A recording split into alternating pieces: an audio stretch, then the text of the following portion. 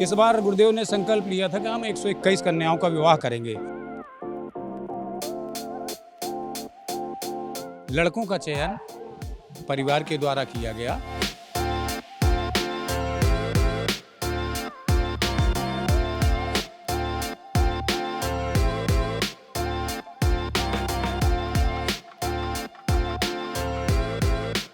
हमने सबसे बड़ी प्रायोरिटी दी कि जिसके माता पिता दोनों नहीं है, फर्स्ट प्रायोरिटी पे हमने उनको रखा। महाशिवरात्रि वाले दिन यहाँ पे बागेश्वर धाम पर 121 गरीब कन्याओं का विवाह करवाया जाएगा, जिसके इंतजाम जो है बागेश्वर धाम में देखने को मिल रहे हैं। साथ ही इसके साथ में जो सबसे बड़ी खबर सामने आ रही है वो ये है कि जो गरीब कन्याएं हैं उनका विवाह तो होगा ही, उनको जरूरत का वो सारा सामान जो है वो दिया जा रहा है, जिनकी लिस्ट जो है वो मेरे हाथ में है। मैं आपको कुछ एक बताना चाहूंगी, जिसमें सामग्री है श्री बाल मुकुंद भगवान जी, बालाजी सरकार का विग्रह, रामचरितमानस, लहंगा चुनरी, नाक की कील सोने की, पायल, बिछिया, कूलर, डबल बेड, गद्दे, तकिया, सोफा सेट, कुकर, कंबल, ड्रेसिंग टेबल, अलमारी, बर्तन सेट, कट जोड़ा, गैस चूल्हा, gas cylinder, electronic press, mixer, बेला और ऐसी ही बहुत सारी तकरीबन 40 प्रकार की चीजें जो हैं वो यहाँ पे दी जा रही हैं। अब सवाल ये उठता है कि सबसे बड़ी बात है कि बागेश्वर धाम के पीठाधीश धीरेंद्र शास्त्री किसी से पैसा नहीं लेते हैं, तो कैसे और किस सहयोग से ये सारा शुभ कार्य संपन्न हो पा रहा है? सर क्या बताना चाहेंगे? 121 कन्याओं का विवाह और उसके ऊपर से उनको दिया जाने वाला पूरा सामान। देखिए, ये चतुर्थ विवाह उत्सव है। हम लोगों ने शुरुआत की थी 21 से 51 से। पिछली बार हम लोगों ने करा था 108 कन्या विवाह था। इस बार गुरुदेव ने संकल्प लिया था कि हम 121 कन्याओं का विवाह करेंगे। 121 कन्याओं का विवाह करने के जो हमने फॉर्म मंगाए थे वो आए हमारे पास, 500 फॉर्म आए। हम लोगों के पास बहुत सारी समस्या होगी, हम इनमें कैसे निराकरण करें। हमने सबसे बड़ी प्रायोरिटी दी कि जिसके माता पिता दोनों नहीं है, फर्स्ट प्रायोरिटी पे हमने उनको रखा।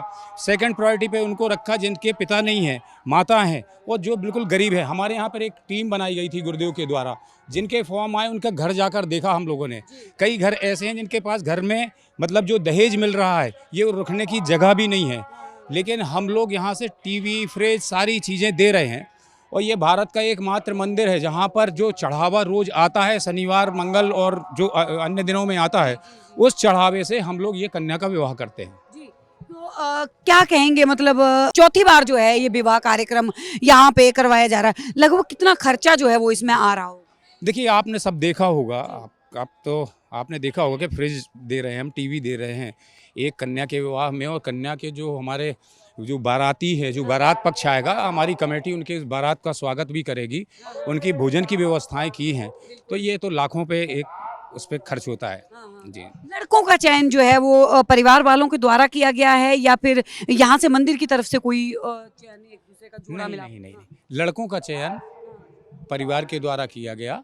हम लोगों के पास बच्चे की और बच्ची के लिए जो आया, उस पे हम लोगों ने ये बात करी कि भाई जो लड़का, कई ऐसे भी यहाँ पर उदाहरण हैं कि मतलब बच्ची विकलांग है, तो हम लोगों ने बच्ची जो विकलांग है तो उसको हम लोगों ने पूछा उसके मतलब जो जिससे उसकी शादी हो रही कि तुम इसको एक्सेप्ट करोगे कि नहीं करोगे, तो उन्होंने स्वीकार किया। इस तरीके से शादी हो रही है। जी, बहुत बहुत धन्यवाद। तो ये हमारे साथ में जुड़े थे मंदिर से, जो कि सारा कार्यभार जो है यहाँ पे वैवाहिक कार्यक्रम का जो है वो संभाल रहे हैं। हम आपको दिखाना चाहेंगे कि कहाँ पे वो सारा जो है वो सामान रखा गया है। आप भी एक बार उस सामान को देख के जो है अंदाजा लगा सकते हैं, क्योंकि कहा यह जाता है कि एक कन्या का विवाह भी जो है वो बड़ी मुश्किल से एक पिता पूरी उम्र कमाता है तो एक कन्या का विवाह कर पाता है।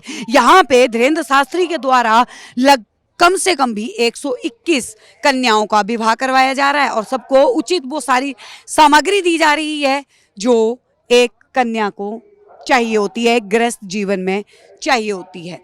आप लोगों का क्या है मानना इस सारी प्रक्रिया के ऊपर, पीठाधीश धीरेंद्र शास्त्री के इस कार्य के ऊपर? नीचे कमेंट सेशन में जरूर बताएं। देखते रहिए सौगंध टीवी। आप देख रहे हैं सौगंध टीवी, सौगंध वतन की।